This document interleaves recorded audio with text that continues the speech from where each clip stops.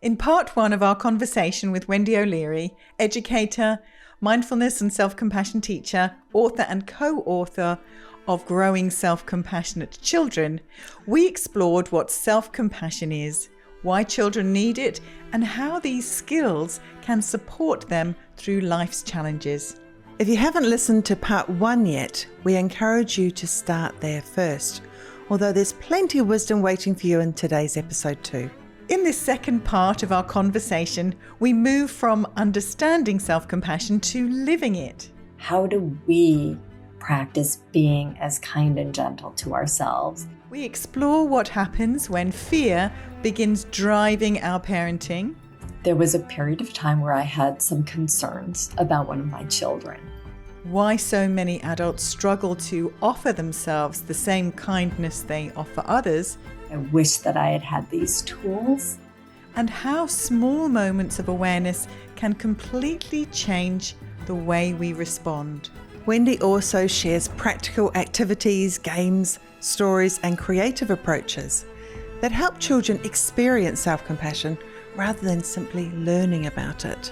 And perhaps most importantly, we explore the relationship every parent has with their own inner critic.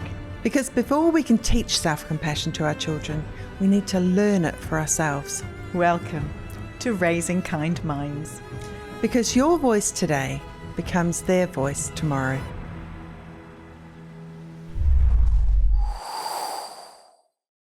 What I'm really interested in, this sort of takes us into or pulls some of the threads together. You talked about the contraction that may happen with parents, and this feeds very much into our question around parenting from a place of fear versus parenting from a place of love.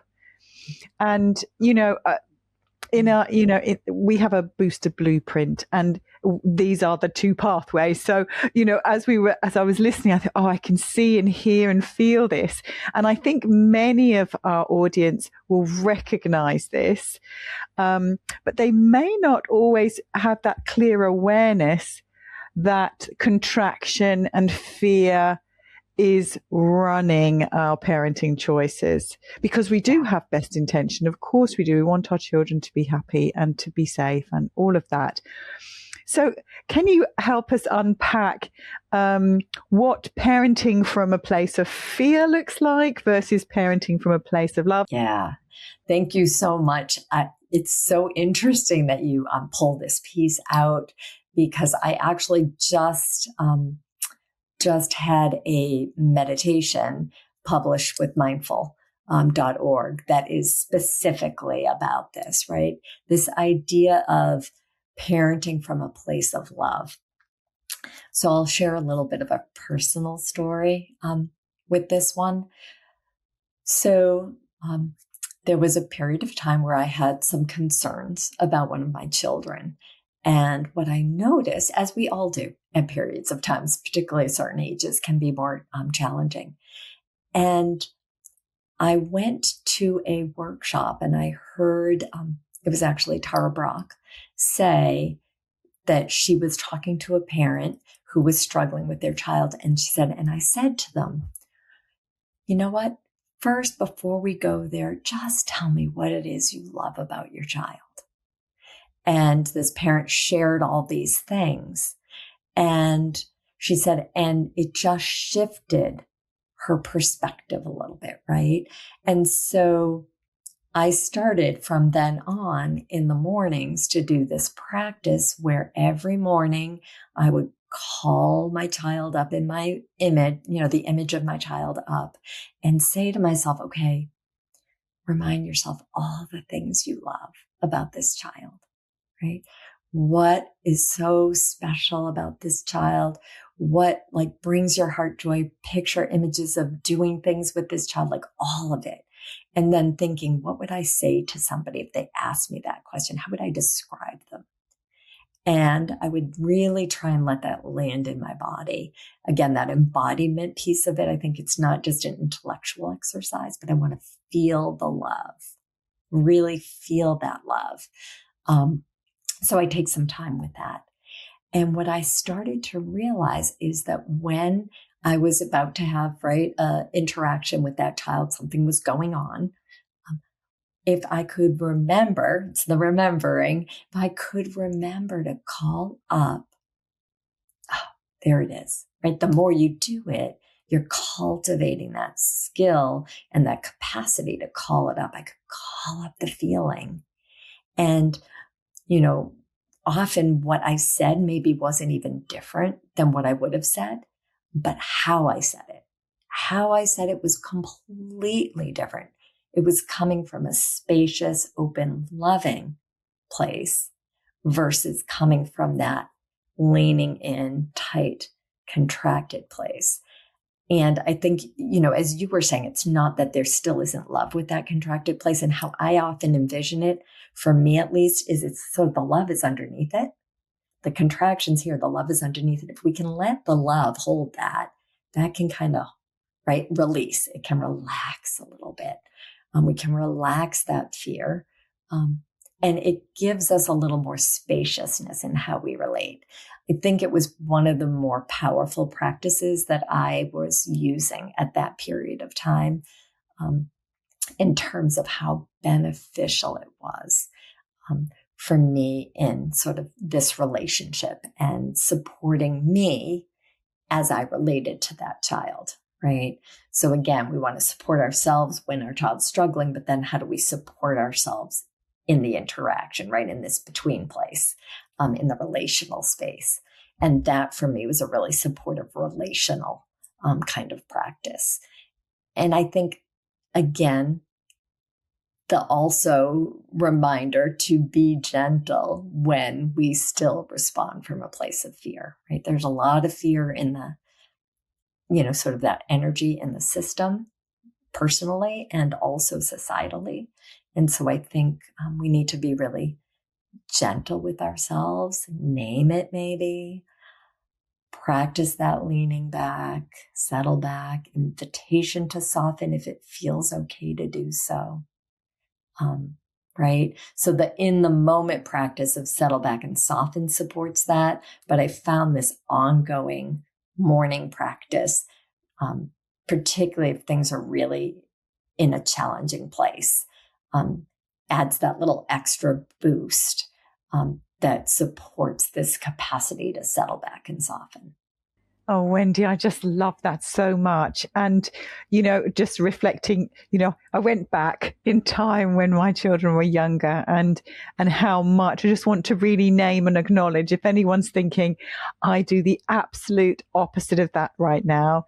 I was one of those mums and I wasn't, I really obviously loved and adored my boys, still do.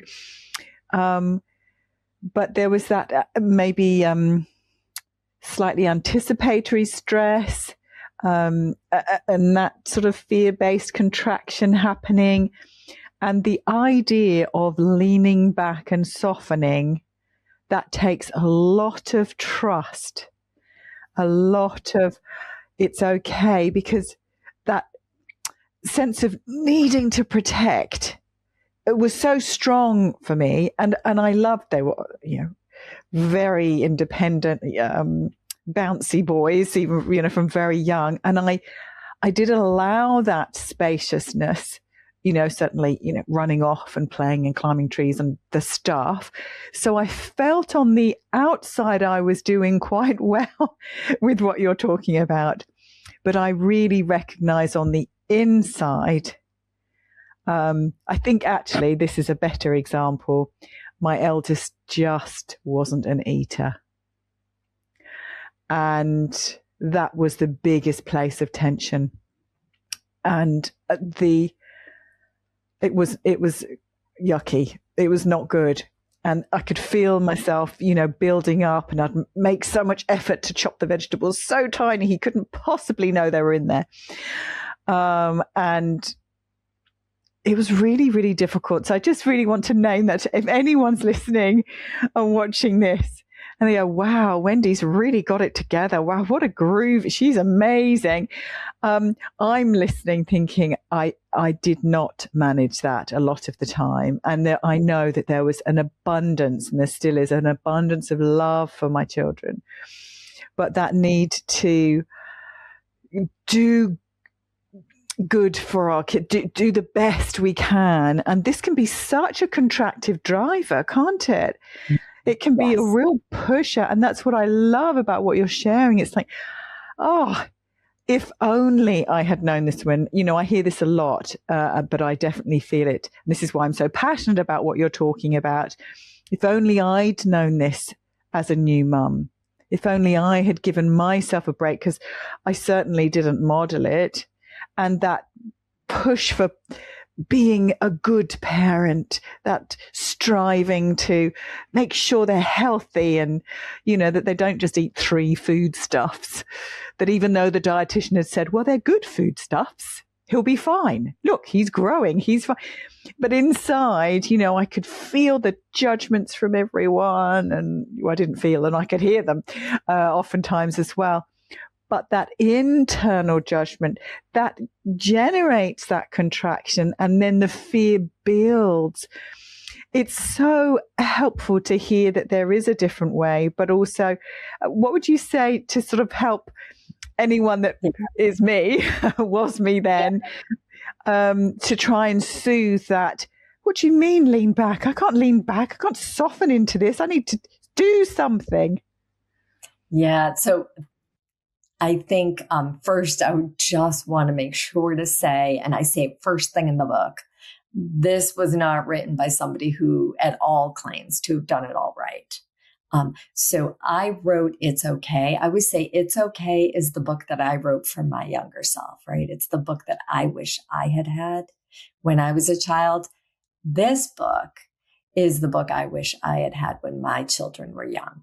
So, and in fact, before it was published, I sat each of them down over lunch and had a little chat and said, please know that I'm putting this book out into the world, not because I'm claiming that I did these things.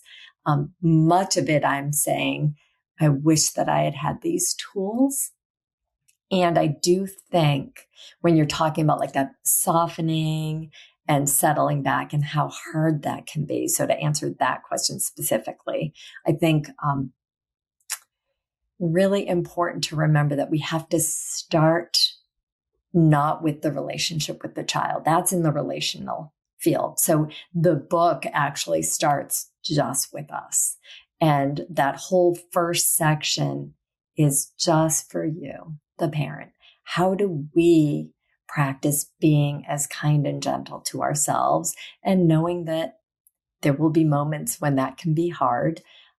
Sometimes I'll even say, can I even set the intention to have an intention to be self-compassionate, right? Like I'm not quite even there yet, but I can see that this North Star could be helpful. And so I'm just going to lean a little this way. So we want to go really slowly and gently, and we want to start with ourselves. And so it can be as simple as, this is hard. Oh, honey, this is hard, right? The of course, honey practices. Some of those can be a little bit more accessible. Often, if things feel really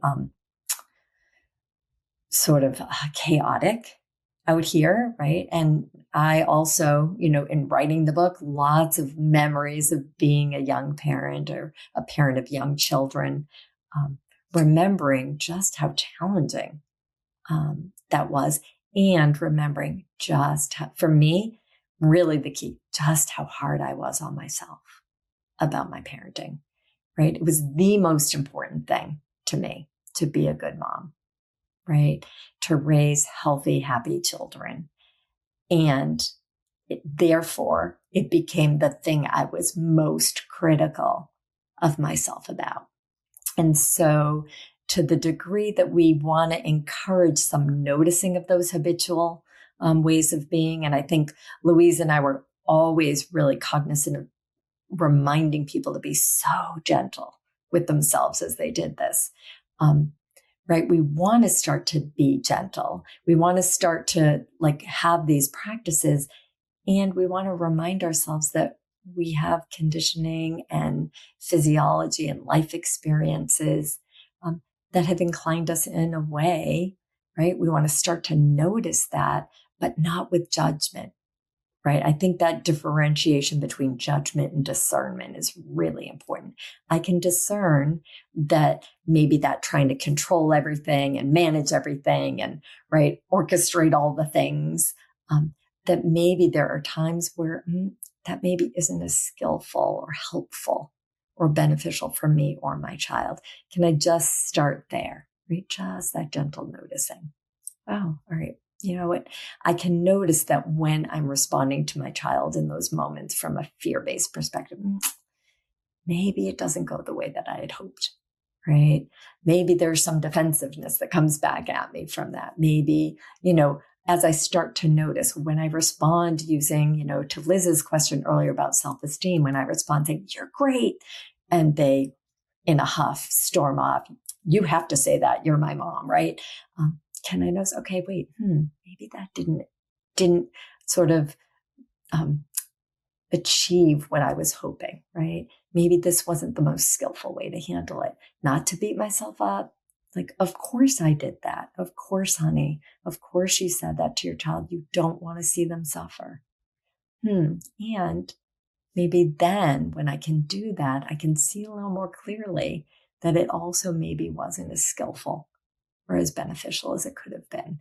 And then I can start to slowly make some of those changes. So it's really about a very gentle, loving, slow process. It isn't something we change overnight. I mean, my children are adults and I still catch myself fixing and, right, and micromanaging. And I wrote this book and I still catch myself trying to, build them up. My son had this big presentation. I was like, like I'm all over it. I need to validate first. Yeah, of course that's scary. It's hard to do something like that. Whatever the case may be, we need to be as gentle with ourselves when we notice that, because we're only human, right? So in the book, I quote, Judith Lassiter uses that phrase, "How human of me." So how human of me that I lean in and do this. Maybe I'm just going to gently intend, right? Maybe not do it, Catherine, but maybe just going to gently intend to settle back. Maybe I'd literally, physically do this and see, what is that like? How far back feels okay? Can I do? Okay, maybe I can let my shoulders rest, right? Maybe I can do this. Can I just gently intend to do that without beating myself up because I'm leaning in? Oh yeah, of course you're leaning in. You're worried about your kid. Okay. I wonder. I use I wonder with kids all the time. I use it with myself. And I think adults, it's a really great tool for us to use with ourselves. I wonder if I just lean back a little bit, what might happen, right? Just a little gentle leaning back. Because of course, we are trying to control things that are not in our control much of the time. And it's part of the human condition, right?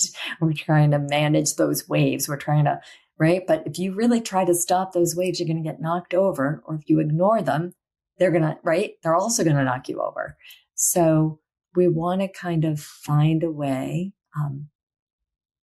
to just very, very gently touch in. And if it feels like a lot, lean back out. So in the book, I also talk about tools like stop and take a breath, just one breath, one pause before you respond, one little pause, because that does sort of soothe the nervous system a little bit.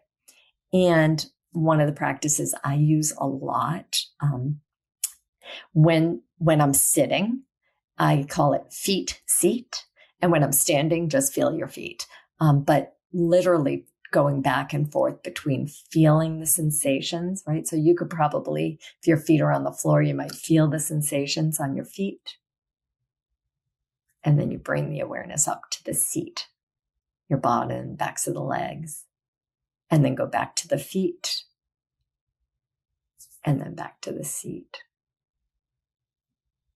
And I find, particularly in moments of overwhelm, that is a really supportive, grounding practice, because I know we do feel your feet a lot, like in a lot of teachings they talk about, and I know in mindful self-compassion, they do soles of the feet practice, which is lovely and really grounding. And I use with teachers who are walking around a lot.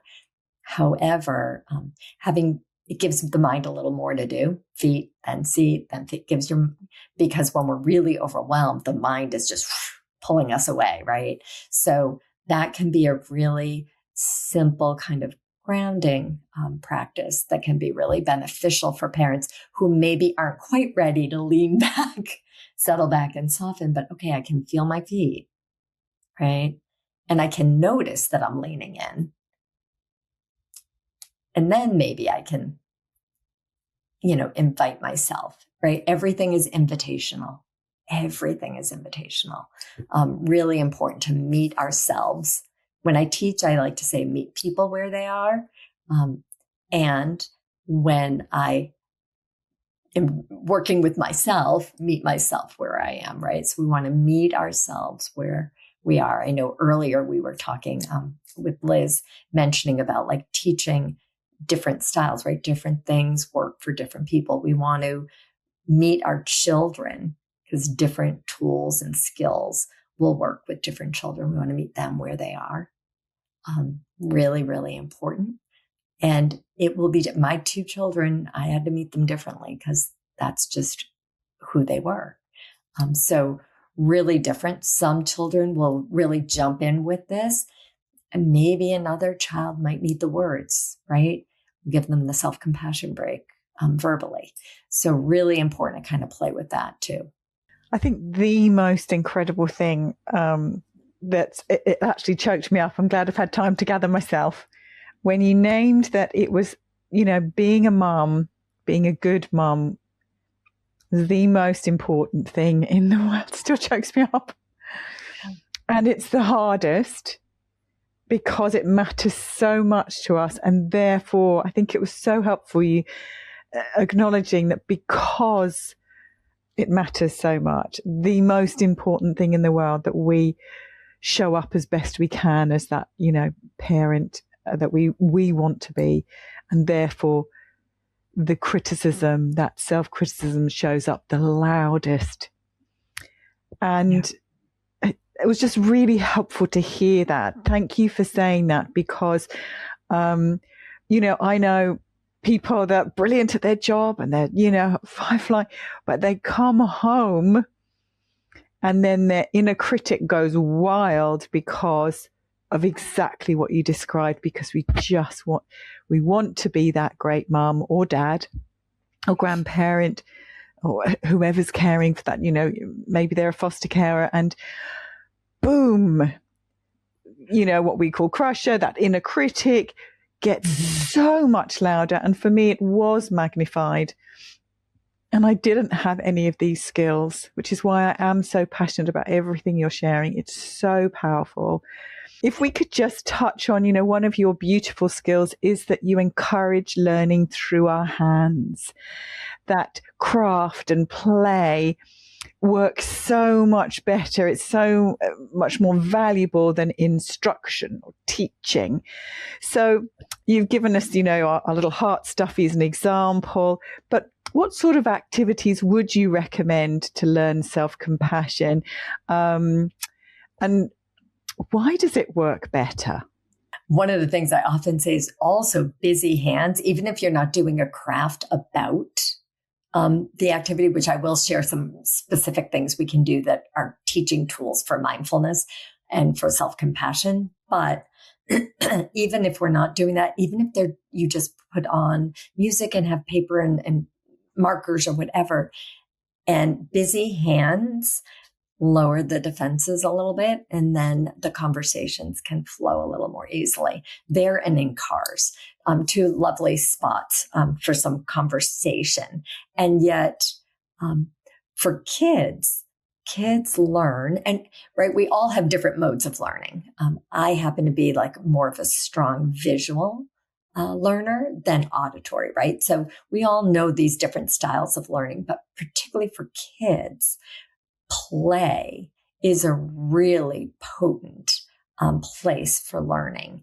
And so the two components that I think of when I think of teaching children, these two key areas are playfulness and connection.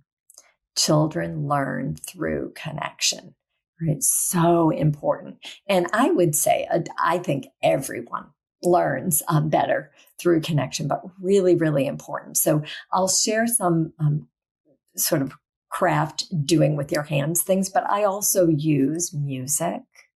Like I said, there's the song for It's Okay. I was in a preschool class the other day and there was a lot going on. And we sat in circle time and there was still a lot going on. I put on that song.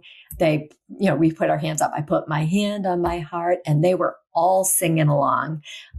So music, really good modality also for children. Games. I play a lot of games with children. So those are also good. But particularly as you start to move into sort of the older ages, right? And do the heart stuffy, pre-K up to maybe even second grade. And that's great. You have to translate that, Wendy. We've got English listeners. So what age are we talking? We're talking like 3s all the way to 8s, 9s. Brilliant. Yeah. Beautiful. Even sometimes 10s, right? Depends on the environment. And for parents, it depends on your child and your relationship, like how their willingness and interest in doing it. But I'd say with those kids like the 5s and up, I start to get into a little more in-depth content. So my book with Louise, so just to make sure to say, right, this book that we've been talking about, co-authored with Louise Shanaher, who is a brilliant teacher from Ireland and just does beautiful, beautiful work. And I learned so much from her. But in her work, she does a lot of creative crafts and activities. And what I like to remind people of, I always was a little hesitant with that because I can barely do a stick figure, right? I'm not very artistically talented. And so I always joke around and say, like, Louise has this gorgeous kingdom of kindness. And like my emotion puppets, I made emotion monsters that go with my book, The Monster Parade. And it's literally like a popsicle stick and an index card. Like that's as fancy as I get. And so it's really important to say it's not like what it looks like.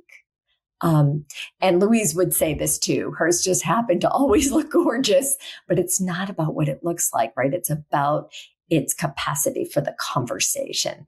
And it's about how we utilize it. So I utilize most of the crafts as both teaching tools and reminders, right? So you want to have something that can visually be a reminder. So one example that I have over here is, so the book is called Growing Self-Compassionate Children, right? So we play off of this theme of growing. Metaphors work great with children, really, really helpful.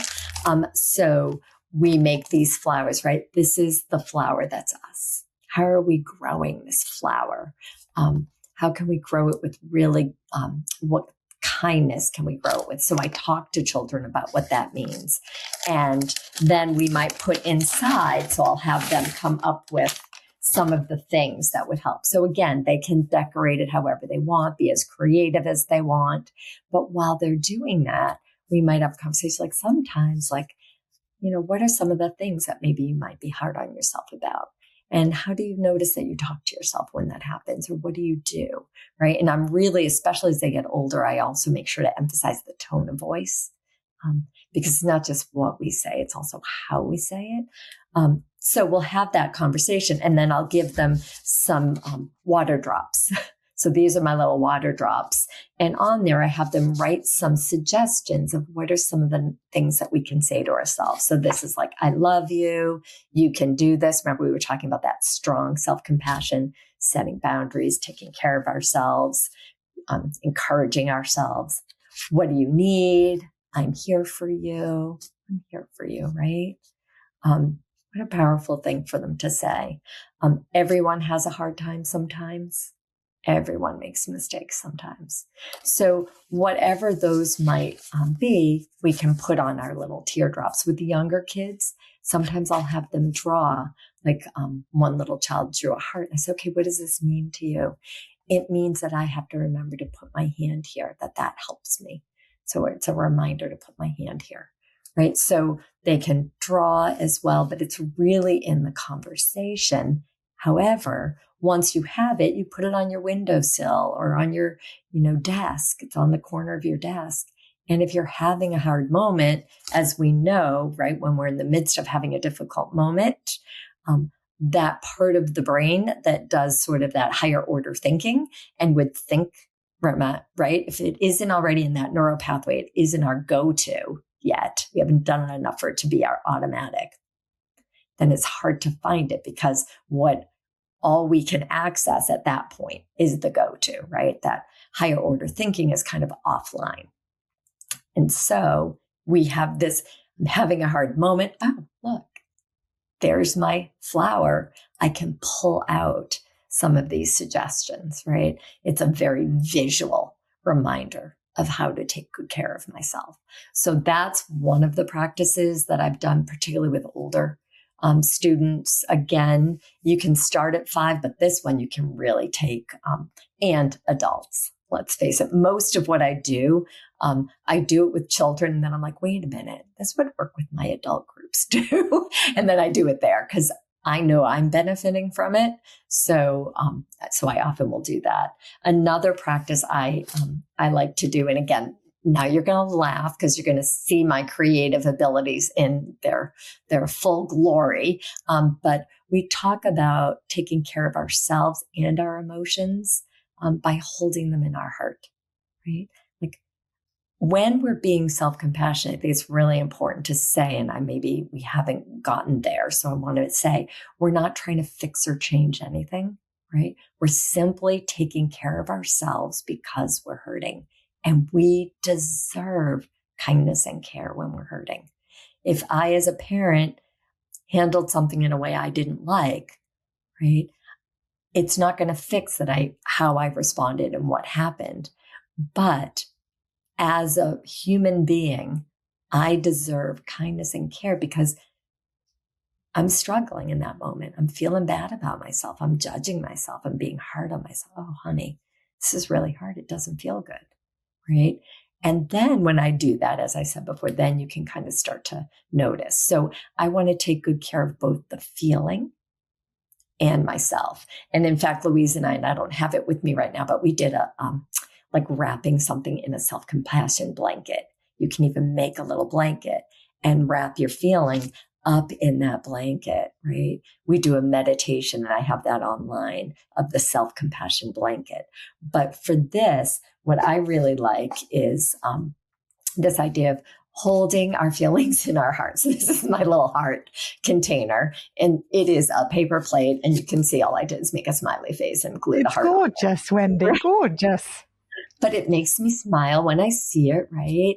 And you leave something like this in a visual spot, and then you can, for little ones, you could even use pom-poms, but I happen to have like little rocks that I've used for my emotions, right? So this is embarrassed because that's a really hard one for people. So when I'm having a moment where I'm feeling embarrassed, if you have like a container with a bunch of feeling rocks, or even just a bucket of pom-poms, and you can name that feeling, feeling embarrassed, and you take it and you put it in your heart container, right? Or on your heart container.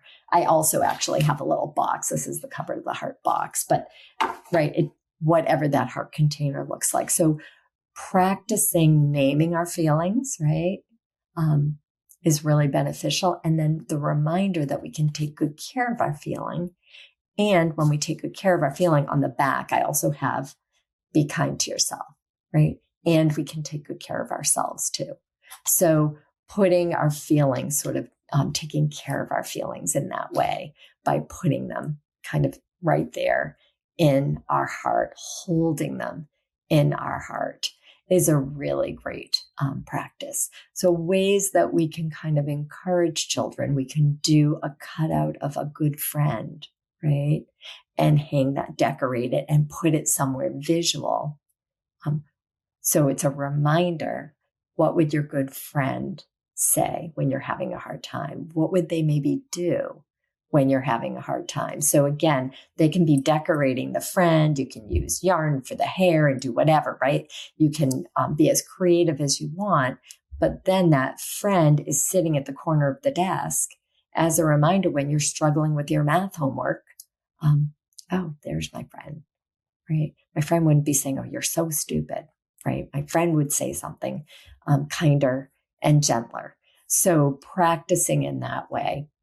So the crafts can be really helpful. And then just to stray a bit from the crafts, I also find using stuffed animals to be really beneficial with young ones. So I have my Aw Piggy. When Piggy's having a hard time, we say, Aw Piggy. And I'll show how different feelings. Oh, when Piggy wasn't included, when the friends were playing and Piggy wasn't included, right? I wonder where Piggy was feeling that. And I might have my feeling emotions and I have Velcro, so it sticks on different parts of Piggy. And we can say, oh, what might help Piggy take good care of this feeling? And we'll talk about ways to be self-compassionate. So puppets, stuffed animals, all can be really beneficial and helpful ways.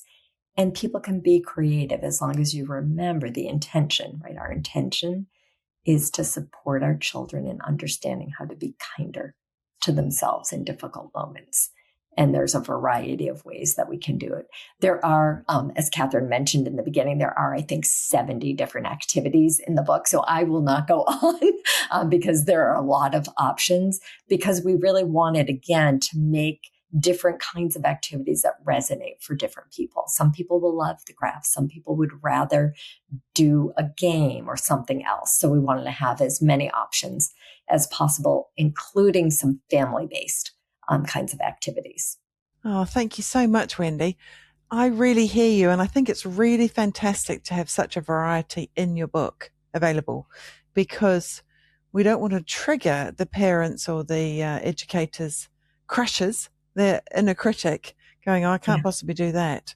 So it's quite good if you've got different modalities, especially singing or playing a game or doing things that the adult or the caregiver, primary caregiver, is feeling comfortable to introduce so that they can feel supported as well. I think that's brilliant.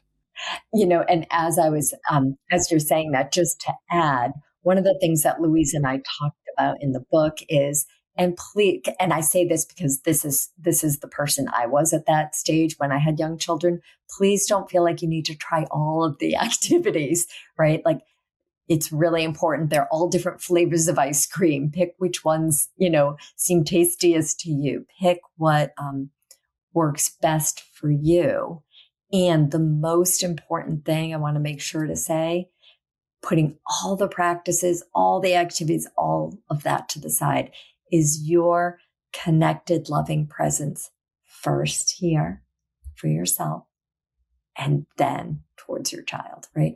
That's really where the most impact, that authentic, attuned, loving presence is really going to support self-compassion, even if you're not intentionally doing it in that way. So to really be very gentle with yourself about trying to do all the different things. We can get caught up doing things.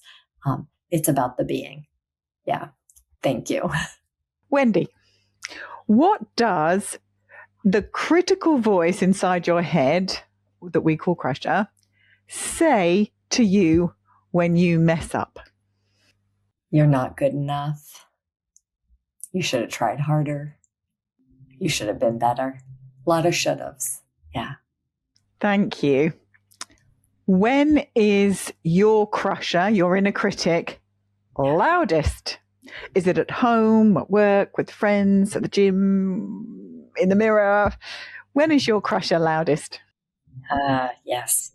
So I would say probably work is when my crusher is the loudest, because I'm doing things more at work that are outside of my comfort zone, right? So I'm pushing that edge with work. So I think that's whenever I'm pushing that edge is when my crusher is probably the loudest. Yeah. So what is crusher saying in those really loud moments, in those difficult moments that you're pushing yourself outside of your comfort zone? You can't do this. So if it's in preparation of doing something that I find a little challenging or again out of that zone, you can't do this. You're not good enough to do this. Who do you think like that? Who do you think you are trying to do this? And if it's in a situation where I'm already doing something that's out of my comfort zone, and I will say podcasts, even though I've been doing them a lot, for whatever reason, I do find these a little more out of my comfort zone. Might be that, oh, you totally messed up. You shouldn't have said that. That didn't make any sense, or, something along those lines. So I might still, and then I, is it okay if I ad lib here? Because this is what I do. I go off, but I know now, and I'm so grateful for it, I know that I'm doing it, right? It's not this like, I see it, and I'm able to offer myself like more in the moment. Before it would be like later when it got really like kept cycling and circling, that voice that just keeps, right? The one crusher comment leads to 20 crusher comments, leads to this spiral before it would be that. And what I've found in my own self-compassion practice is, doesn't mean I don't still have those. And I'm really kind with myself about that, yeah, I still have crusher. Crusher's still here. And I don't let him run the show in the same way, right? I catch it. I'm like, oh yeah, there it is. Oh, that's an old story. Like sometimes I'll even say, oh yeah, that's an old story that you don't need to believe that anymore, right? So I'm able to catch it more and make that shift. Thank you. And I think you've moved into this next question. So booster is our kind, compassionate voice. So what does your booster say to you when you are having that tough time? Things like, it's okay that you jumped ahead, honey. Everybody does things like that sometimes. It's just your passion for the work that you do and wanting to make sure that you share this piece of the message that you want to make sure got out there. Or it might say, so that's very specific, but it might just say, no, you don't need to be perfect. Right? Remember, and my booster is really good about reminding me now of my intention, and that my intention is to be of benefit, and that doesn't mean every single thing I do or say always works, is helpful, is beneficial, right? But that I'm trying to put myself out there in the world in that way, and be in relationship in that way, and do my teaching in that way. And that there will be moments where it will resonate and click, and there will be moments when it won't, and that's okay. That you're moving again in this direction. And so it helps me to sort of soften up when I feel like maybe I've taught a class and it didn't go as I'd planned, right? I tried to do yoga with a group of children the other day, and usually I'll have yoga mats and I'll have a better structure, but that isn't the setup. Chaos ensued. And I started to catch the crusher, and then I was like, you know what? You tried something a little in a different way than you usually do it. You've learned something now. And it's okay if everything doesn't go exactly as you had hoped. You're going back there in another week. you'll teach something new next week. So it has helped me. The reminder of my intention has really also been part of that booster voice. It's beautiful. Thank you. And finally, if you were the voice of Booster, which I know you are already, but if you were the voice of Booster for a child who was struggling, what would you say to them? I'd say, oh, honey, I know this is hard and I'm here for you. You are loved, you are seen, and you are heard. And also, I really just want to give them a hug. Right? So I might say something that I also have that embodied. Like I felt as I was saying it, like this leaning and saying, and do you want a hug, sweetie? Yeah. Absolutely wonderful. Thank you so much, Wendy. It has been, as I anticipated, absolutely superb. Thank you so much for everything you're doing in the world to bring more self-compassion, more love and kindness and joy for our children and families. You're an absolute superstar. I would like to just to really thank you and acknowledge you for all of these incredible top tips that you've given, not only for the child, but particularly for the caregiver, because this may be new terrain that this parent's navigating, and this conversation that we've been having may be the first introduction that a parent could have to self-compassion and actually parenting in a kinder, maybe more gentle way. So I think it's fantastic, and I'm so grateful. Catherine and I still have a number of other things that we wanted to discuss with you. And I think what will be kinder for you and me and Catherine is to bring this conversation gently to a close now and to invite you back on another occasion, because there's still so much that we can explore together. Yeah, that sounds absolutely lovely. I know I get very exuberant myself about this. So you ask a question and I know I go. Oh, it's been absolutely brilliant though. Things. Yeah. Thank you. So thank you very much, Wendy O'Leary. Now, let me actually just say, if people would like to get a copy of your books, please, can you give us a wave? Have you got the books there? Let's go through it. And I think the best place for people to get your books is on Amazon or just through their local bookstore. Sure. Thank you. So the first one that is basically the one we've mostly been talking about is the Growing Self-Compassionate Children. And this is the one that I wrote with Louise Shanaher. The first section is all about the adults. And we say, and I'm going to echo here, please don't skip that part in a rush to care for your children, because actually caring for yourself is caring for your children. And also you're worthy of that care too. So really important. And that was the piece of this book that was really precious to me, as, remembering my days of being a parent of young children. So hopefully that will be beneficial. And then the next one, I mentioned It's Okay. And this was the one I said I wrote for myself as a child. This was the book I wished I had. Being Kind to Yourself When Things Feel Hard.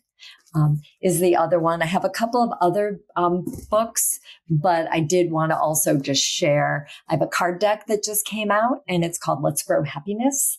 And this is co-authored with Helen Matheny, and 50 activities to support joy and well-being. Self-compassion is in here, right? Because self-compassion, our capacity to handle the hard stuff, is part of our capacity to be happy. Right. So really, really important. Mindfulness is in here. Lots of different tools. And really, this card deck came out of the Growing Self-Compassionate book, because it starts with the story about parents wanting their children to be happy. And I was like, ooh, happy. And that's sort of where the card deck idea came from. So thank you so much for allowing me to share the books. I hope that they'll be beneficial to people.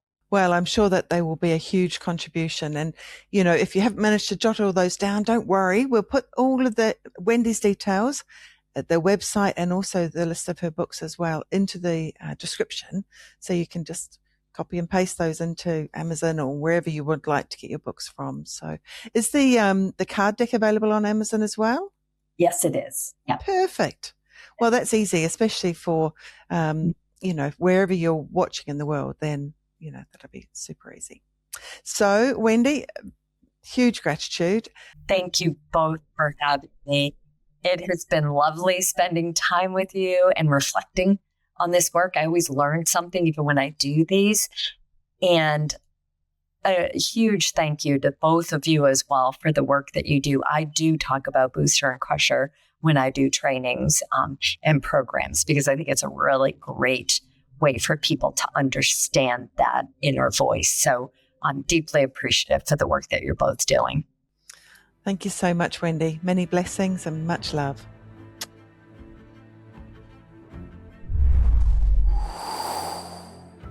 What a beautiful way to conclude our learning with Wendy. Throughout both episodes, Wendy has reminded us that self-compassion isn't about becoming a perfect parent.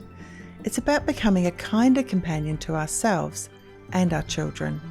I particularly loved a reminder that children learn far more from our presence than our perfection.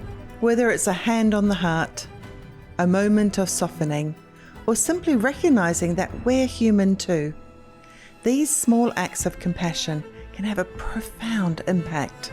In our next episode, The Conversation, Liz and I will be reflecting on some of the themes that stayed with us most deeply, including parenting from fear versus love, compassionate presence, and the relationship we each have with our own inner critic. We'd love you to join us. Here's to raising kind minds. Starting with your own.